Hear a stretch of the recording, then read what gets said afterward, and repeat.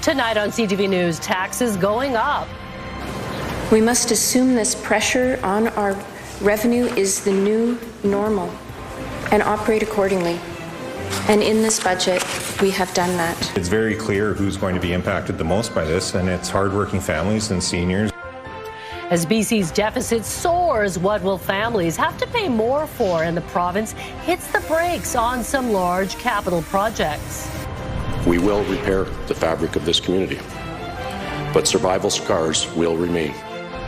A week after the Tumbler Ridge mass shooting, how are students able to start school again without being re-traumatized? And seeing her feel helpless is what really hurt.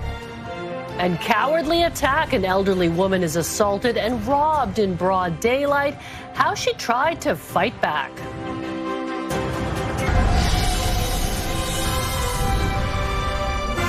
This is CTV News with Mi Jung Lee.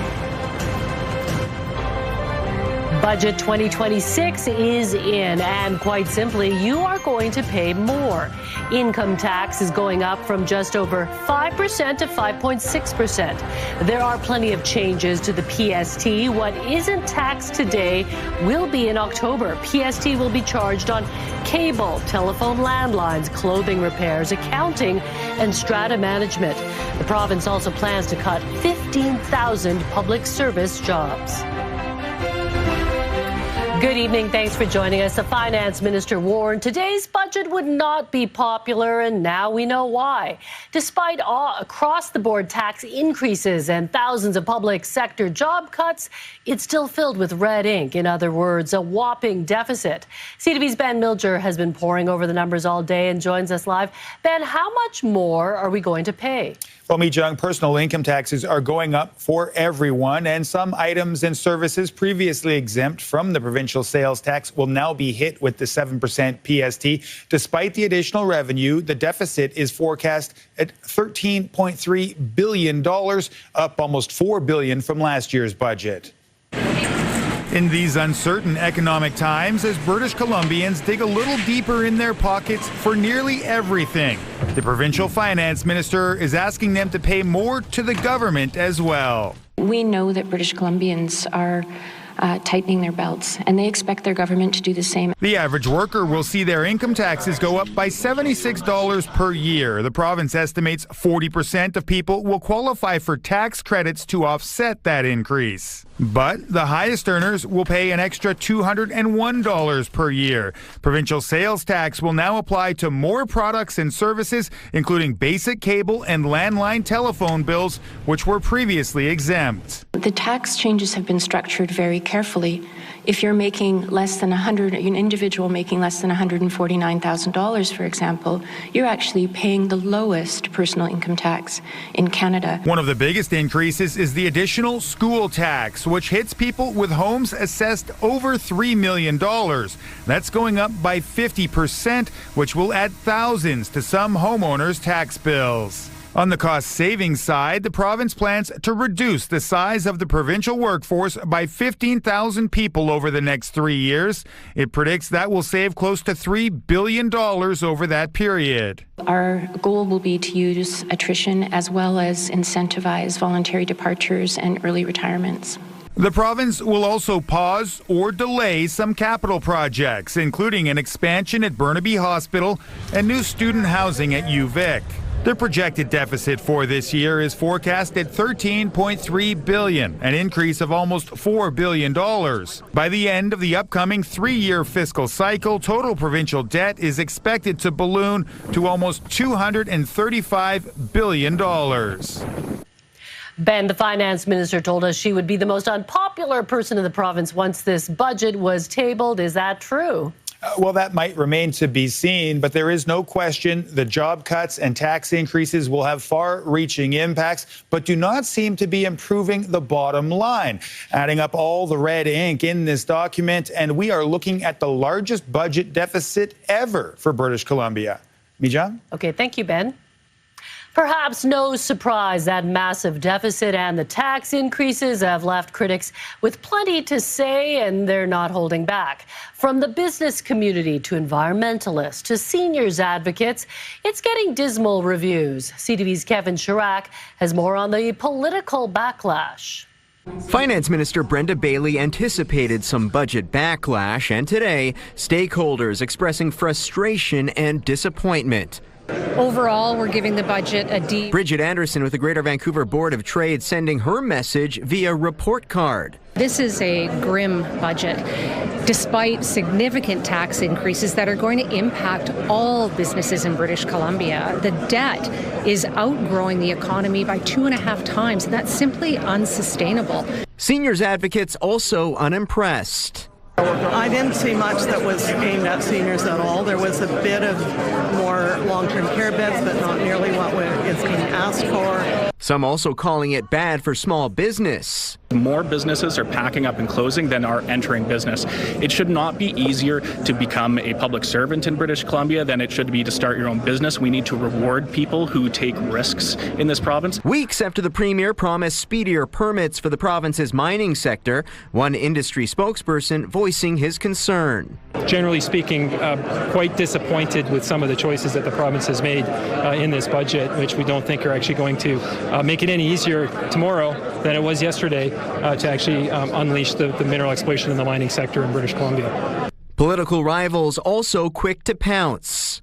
When you actually look at the changes they're making to the lowest tax rates, to freezing the tax brackets, to PST changes on things like yarn and basic cable packages, it's very clear who's going to be impacted the most by this, and it's hardworking families and seniors and businesses. You know, maintaining the status quo is insufficient. The status quo is closed ERs, schools without resources, inequality growing by the day. The budget, as expected, proving unpopular, with the NDP hoping the difficult decisions today will benefit the province in the long run. Kevin Chirac, CTV News.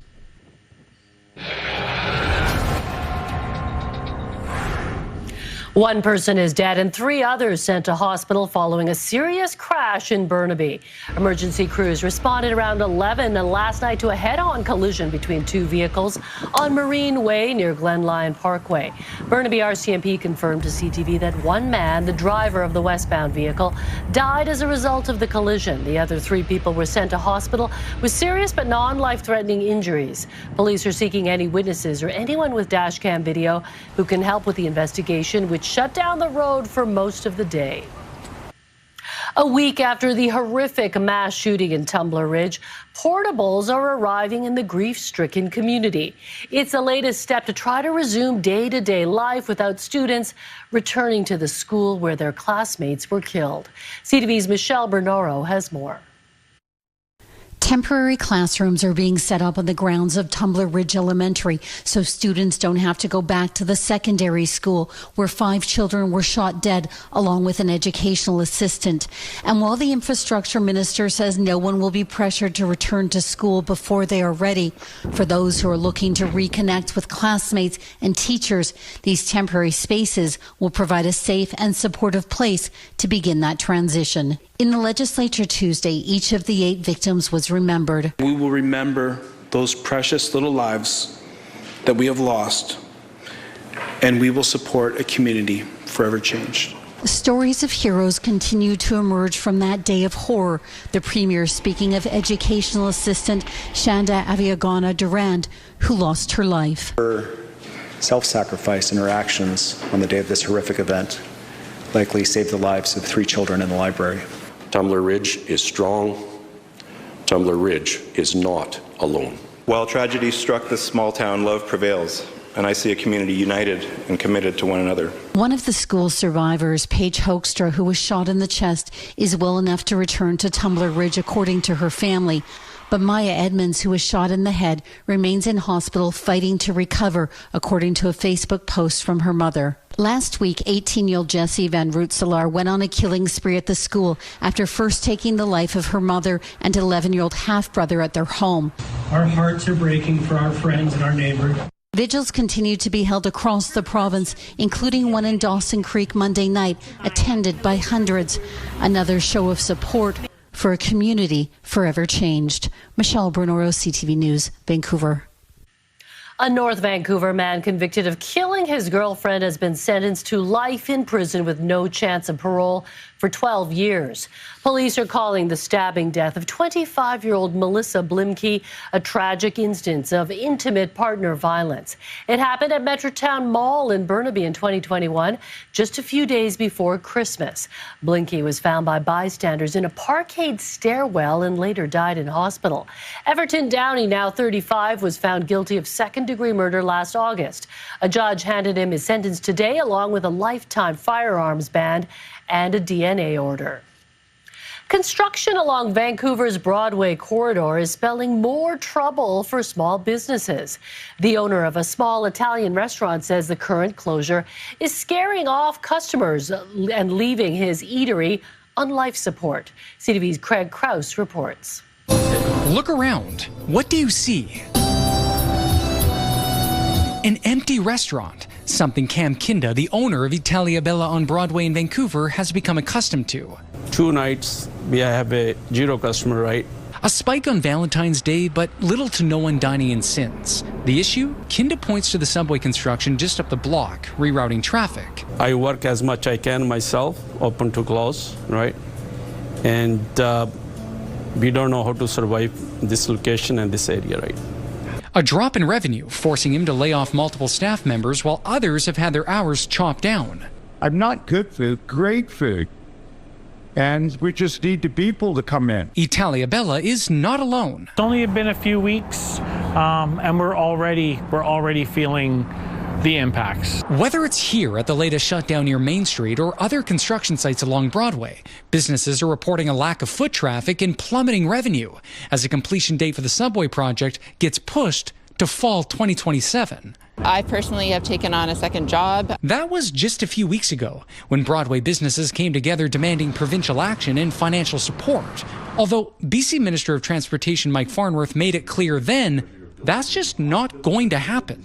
Compensation is not something that any government has done on any project. We asked the Ministry of Transportation if anything has changed when it comes to grants, loans, or cash to stay afloat, and it appears it hasn't. Although added signage and free parking has been added to the area to accommodate customers, and it could be working. During our interview, Kinda got a surprise. There you go, you guys here, and we got a customer. Very nice. How do you feel seeing 3 people come in after a couple of days with no customers? Well, you know, this is sometimes they can become, sometimes nothing. Instability. And if it continues, Kinda says his business can only survive another month or 2. It's really hardship for us. Craig Crow, CTV News, Vancouver.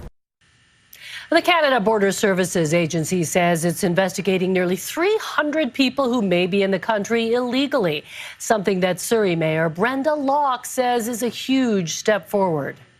I don't want to be overconfident, but I do feel like the dam is breaking, and that's really important because we haven't, up until now, other than those 5 faces that you saw recently, we haven't seen a lot of movement, and so the announcement by CBSA was huge. The CBSA says it's been investigating people identified by police as extortion suspects who may be in violation of immigration conditions. The agency says 10 people have been removed from Canada and another 22 have been issued removal orders. Another 9 cases are awaiting hearings before the Immigration and Refugee Board. Surrey has been the epicenter of the extortion crisis in BC with dozens of shootings so far this year.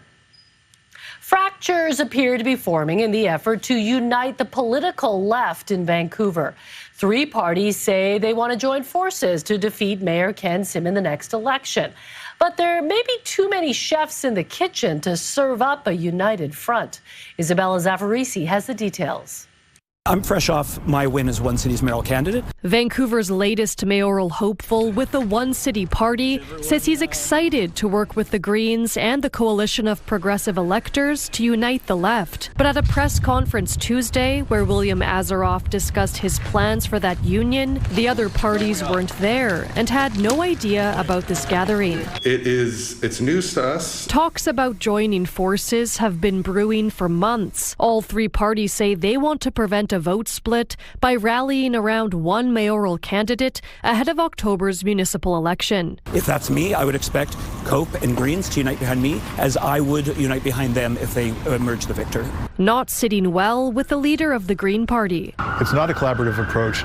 It's very autocratic and kind of an ultimatum that doesn't sit very well, I think, with anyone. One city has tabled a contract for the other parties to accept. They want an answer by Friday. I don't think it's a reasonable deadline. Just over 1 week ago, Cope tabled this proposal that the Greens agreed to. It outlines candidate plans for the school board, park board, city council, and mayor. Cope says it's still waiting for a response from one city.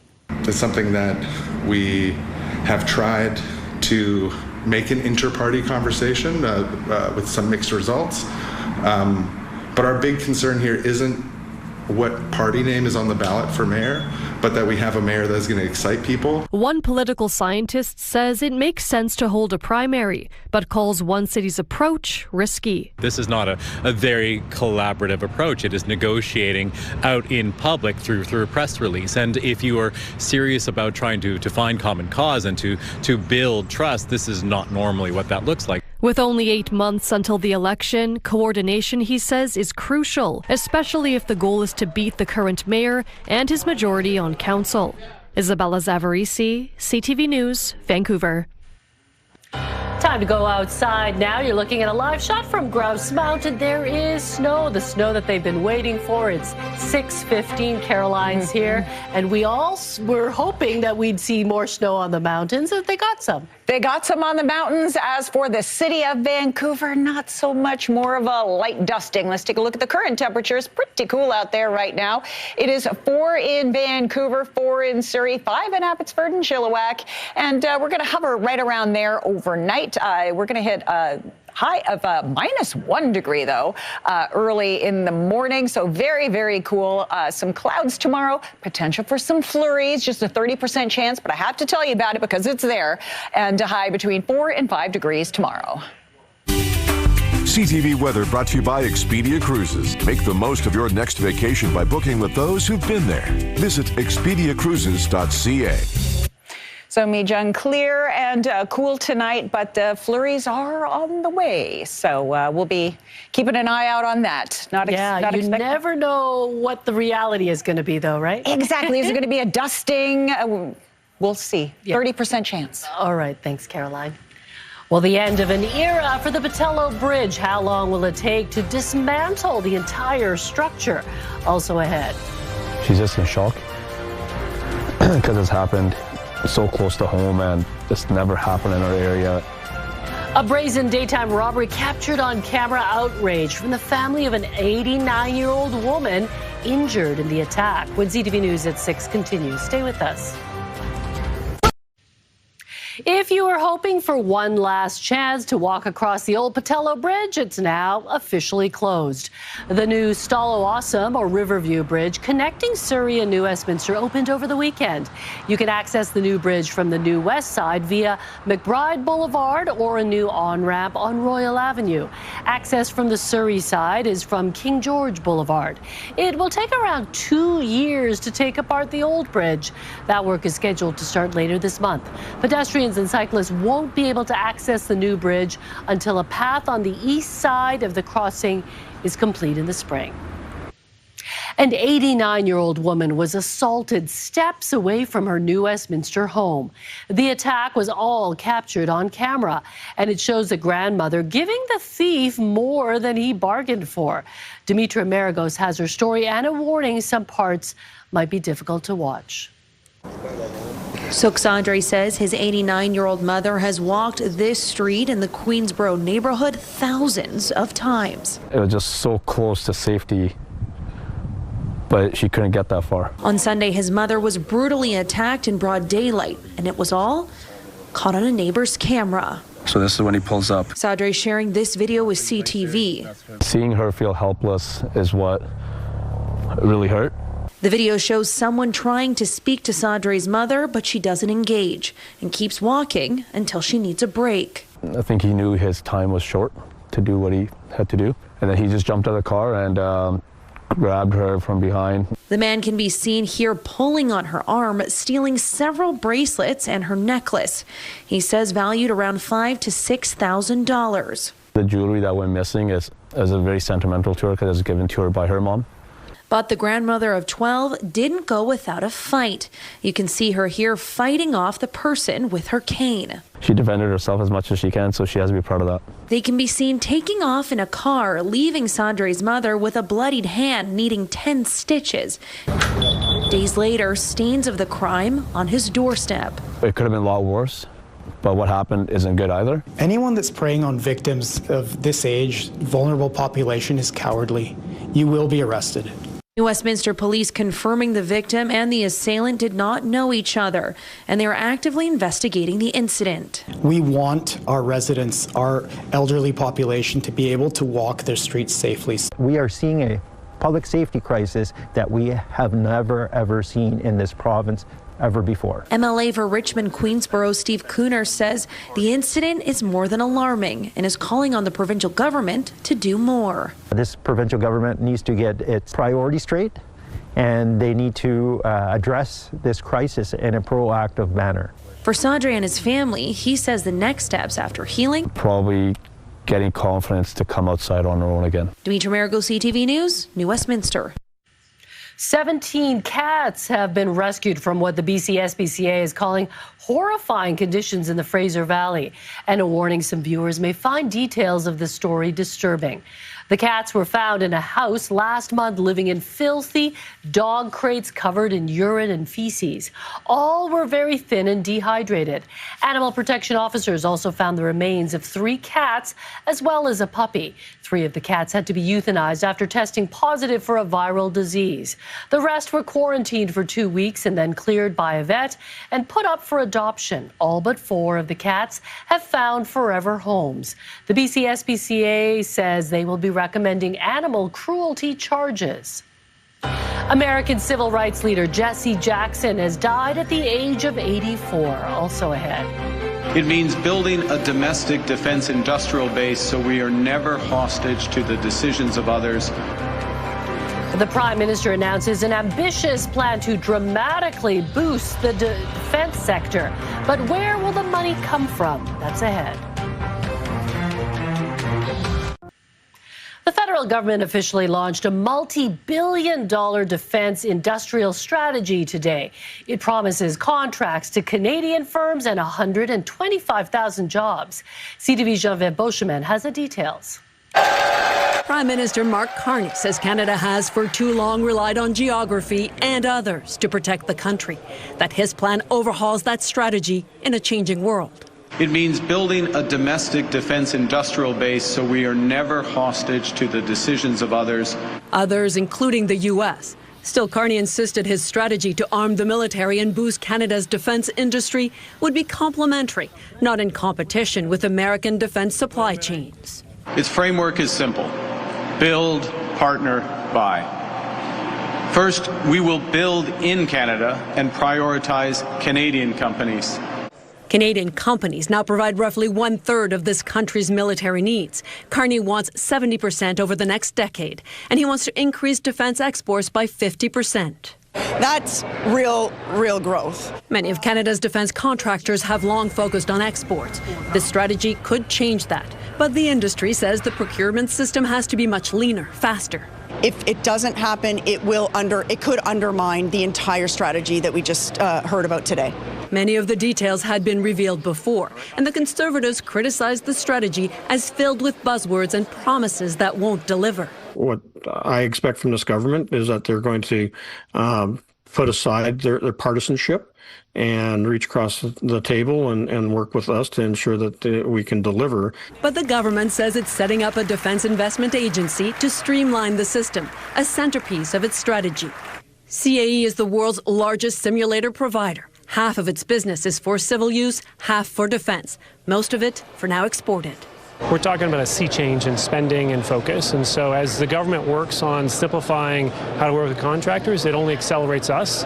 But with this major overhaul of defense spending, many say that there's still some fine-tuning to be done to ensure that this strategy becomes reality. Geneviève Beauchemin, CTV News, Montreal. U.S. civil rights activist Jesse Jackson has died at the age of 84. Jackson, who was a Baptist minister, worked closely with Martin Luther King Jr. at the beginning of his career. He also ran for the Democratic presidential nomination twice. In a statement, Jackson's family described him as a servant leader, not only to our family, but to the oppressed, the voiceless, and the overlooked around the world. Jesse Jackson changed American politics. Jesse Jackson changed the civil rights movement. He was a consequential and transformative figure. No cause of death has been released, but his family says he died peacefully, surrounded by loved ones. A winter wall-up in Calgary causes chaos on the roads and plenty of flight delays also ahead. I was so pumped when we won that race. Canada wins gold again, this time in speed skating. We hear from the team about their second time as Olympic champions on CTV News at 6. Canada's on a roll at the Milano Cortina Olympics, picking up 3 gold medals in 3 straight days. CTV's Scott Hurst has more on Canada's latest podium performance. Golden again in the women's team pursuit. I was so pumped when we won that race. Valérie Maltais, Yvonne Blondin, and Isabelle Weideman successfully defended their Olympic title today. They won gold 4 years ago at Beijing 2022 and are on top of the podium again. We've worked so hard for this, and to be returning Olympic champions, it's just a dream come true. The trio of skaters defended their Olympic gold by outracing the Dutch team by nearly a full second. That after beating the Americans in the semi-final. There were some really competitive teams out there, and we had everybody had a shot, and we knew that to stand on top, I think we had to skate our best, and that meant focusing on ourselves. This now gives Canada 3 gold medals, all won in the last 3 days at Milano Cortina. Twice our anthem was played on the slopes, now for the first time at these Olympics, at the speed skating track. Whole lot of emotion, but not emotional, just really excited and really happy and proud of us. All 3 skaters are highly decorated as a team and in their individual careers as well. Isabelle Weideman has now won 4 medals through 3 Olympic Games. Yvonne Blondin has won 2 golds and 1 silver through 4 Olympics. For Valérie Maltais, she is just one of 3 Canadian athletes competing in their 5th Olympics. That means she's been a part of every Olympic Winter Games since Vancouver 2010. She has won 4 medals overall. This now pushes our medal count to 12. 3 gold, 4 silver, and 5 bronze. Tomorrow, Canada will play Czechia in the much-anticipated men's hockey quarterfinals. Canada already beat Czechia 5-0 in their first group stage game. Scott Hurst, CTV News, Toronto. In Calgary, another brutal snowstorm pummeled the city today, causing chaos on the roads and in the air. WestJet axed 27 outbound flights today and issued 100 weather-related cancellations in regions affected by the storm. It has listed a travel advisory for Alberta, Saskatchewan, Manitoba, and parts of Ontario, enabling its flexible change and cancel program. Another 15 centimeters is expected to fall by tonight. And Caroline's here, and we had that special weather statement over the weekend. I did see some snowflakes around my house yesterday, but others got some snow this morning too.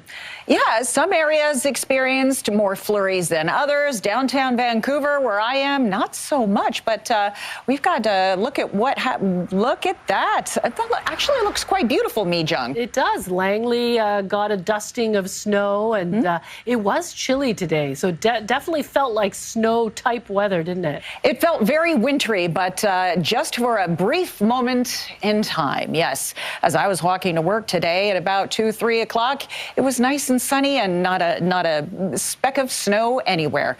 But we are expecting some more flurries overnight and into tomorrow. But first, let's take a look at what is going on right now in Vancouver. Current temperature 4 degrees. The winds are calm, and the next 24 hours look like this. Again, a chance of showers and wet flurries overnight and into tomorrow morning. Tomorrow morning is where we're expecting to see the most action, so to speak. And the chance of flurries and wet weather is going to remain with us throughout the day. But again, the most action will be in the morning, and this is what we are looking at. So a little bit of cloud cover overnight tonight, and I paused here, and it looks, here it comes. There it comes. Here's the wet weather entering into the picture. So intermittently throughout the day tomorrow, we're going to see a little bit of flurries and a little bit of wet weather, but as quickly as that comes, it goes, because Thursday we have a delightful day in store. But first, let's get through tomorrow, shall we? Port Hardy, mix of sun and cloud and 4 degrees. Campbell River, Comox, possible flurries later in the afternoon. Mainly cloudy skies and a high of 4 degrees. As for the South Island, Tofino, you're going to see a mix of sun and cloud and some showers. Mainly cloudy skies throughout the rest of the region. As for the Sunshine Coast, mainly cloudy skies. Some flurries in the morning. Whistler, -3. Squamish, +3 degrees. For the lower mainland, between 4 and 5 degrees. Again, you saw on the satellite radar it was changing, but we are expecting some flurries tomorrow morning. And would you just look at Thursday, though? Nice and clear, kind of a blip in the radar there. And then the showers return Friday and into the weekend. So tomorrow, give yourself some extra time in the morning, just in case those flurries hit. CTV Weather is brought to you by Expedia Cruises for air, land, and sea vacations. So, Mi Jung, as I was looking at the satellite radar before I came up here, there were a lot more patches of unsettled weather. So that just goes to show it's changing by the minute. But do expect some flurries tomorrow morning. Give yourself some extra time. Yeah, and flurries can look a lot different in different parts of Metro Vancouver, right? Exactly. All right, thanks, Caroline. Canadians squeezed by soaring food prices, while grocery bills are rising faster than the overall rate of inflation. Also ahead. They smoke, they can explode, and the fires burn very, very hot and spread very, very quickly. Fire departments are warning there's been an alarming increase in fires caused by lithium-ion batteries, while users are tampering with their batteries and increasing the danger. Ahead. Time now for tonight's Skywatch. A calm day at the east end of Deer Lake in Burnaby, with the towers of Metro Town in the distance under a light, overcast sky. CTV Skywatch is brought to you by Kermac Collision and Autoglass, the name you'll remember when it matters. Kermac cares for kids.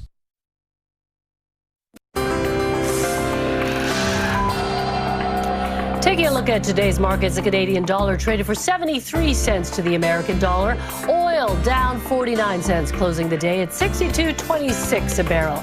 Gold lost $140 on the day. The TSX ending the day lower, down 177 points. The Dow Jones was up 32 points. Canada's inflation rate slowed slightly to 2.3% in January, but the cost of food is still putting the squeeze on consumers. The price of gas is driving the decline, dipping more than 16% year over year. Shelter inflation also fell to its lowest level in nearly 5 years. The same can't be said at the grocery store, where there was a 4.8% overall increase, while rice, vegetables, and eggs have slowed down. Beef, nuts, seeds, and coffee have all gone up. Economists say products affected by specific circumstances like climate change are driving prices up. Firefighters in Vancouver have long warned about the dangers of lithium-ion batteries and their potential to cause fire. The batteries are used in many common household devices, but many fires appear to be connected to e-bikes and e-scooters. CTV's Pat Foran has more. We've done stories on lithium-ion battery fires involving toy cars, smartphones on airplanes, and e-bikes in the subway system. As lithium-ion batteries are being used in more devices, more fires are happening.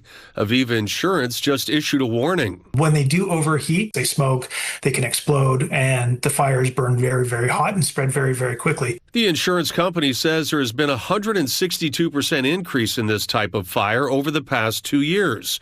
Toronto Fire Services says there were 90 lithium-ion battery fires last year, and there were 11 in January. We're absolutely seeing an increase year over year. Almost half of the fires so far this year have been connected to micro-mobility devices, e-bikes and e-scooters. We often see users tampering with batteries to try to increase the length of power, the duration of the battery, and also the speed at which the e-bike or e-hoverboard or scooter can actually travel at.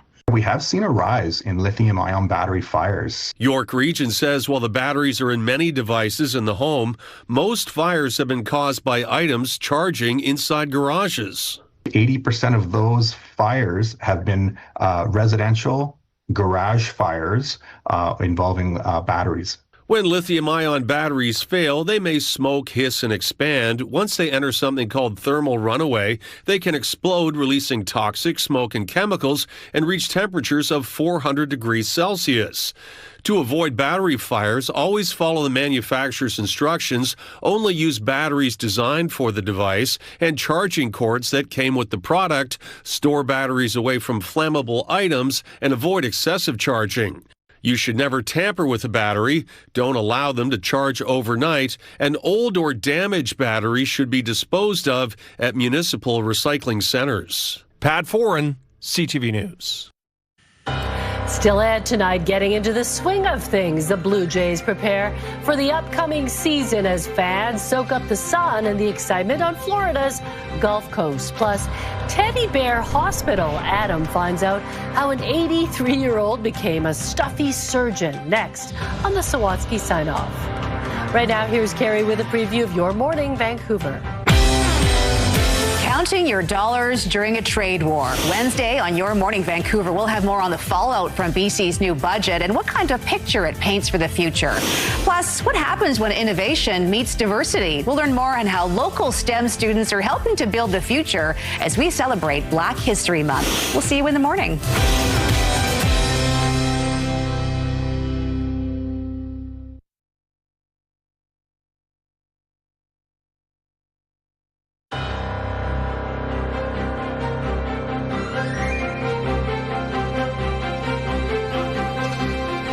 Spring training is underway in Florida for the Toronto Blue Jays. Players are getting the chance to get back into the swing of things.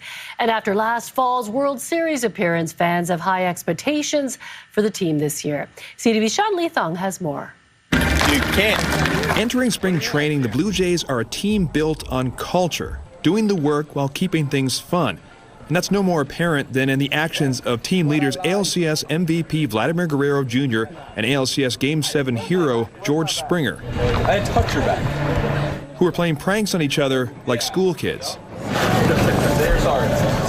For a team that lost Bo Bichette to free agency and missed out on one more in Kyle Tucker, they're now bringing their newest member into that culture. With high-profile free agent signing Kazuma Okamoto being given a hard time for being last to batting practice. He was late. So we got on him a little, but to his defense, he wasn't late, but we just like to make him feel like he was. While Okamoto becomes immersed in the Blue Jay culture, he's closely watched by the media from his home country of Japan, with journalists following his every move. As part of that culture, the players are taking time to greet fans, with several staying to sign autographs.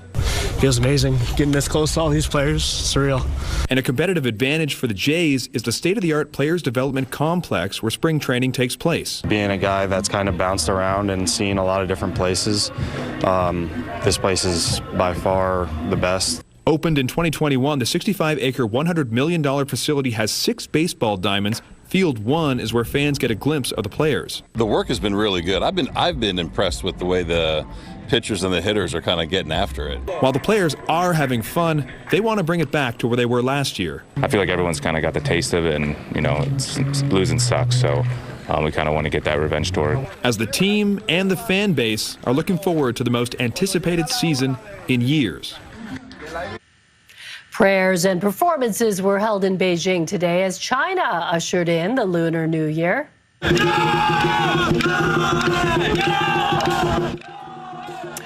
Crowds were treated to a traditional folk dance performance to welcome the Year of the Horse. At a temple in Beijing, a cloud of smoke from burning incense rose above visitors as they gathered to celebrate the most important holiday in China.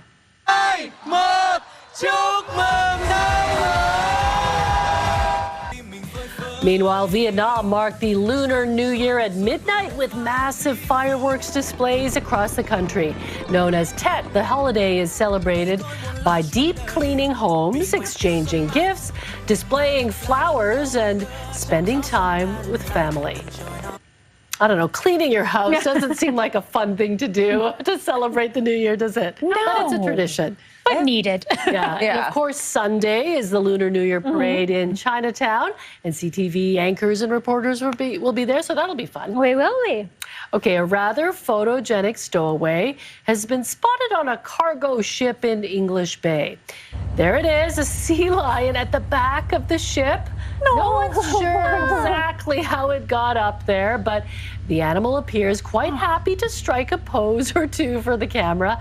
The ship agent who noticed the sea lion last week says the vessel was traveling to BC from California, so it may have been enjoying the ride for quite a while. Ever so quietly, it then slipped away. Free ticket. Yeah, well, if it came from California, it's probably thinking, it's a little chilly around here. Touch the water. Let's hope it's a local one. Yeah, he's used to the water here. Okay, Sawatsky sign-off's coming up. But Lauren, what's coming up tonight in the late news? Well, Mijang, as we just chatted about, today is Lunar New Year, and there is a week full of celebrations in the Lower Mainland. We'll have more ahead at 11:30. And a BC family is rallying for change tonight after a suspected hit and run killed a 26-year-old woman from Victoria. How they're paying tribute to their lost loved one and what they're pushing for at 11:30. Okay, thank you, Lauren. A specialist doctor in Vancouver is bringing new life to some unique patients. Adam finds out how she's working to ensure a fuzzy family heirloom continues cuddling for generations to come on the Sawatsky sign-off.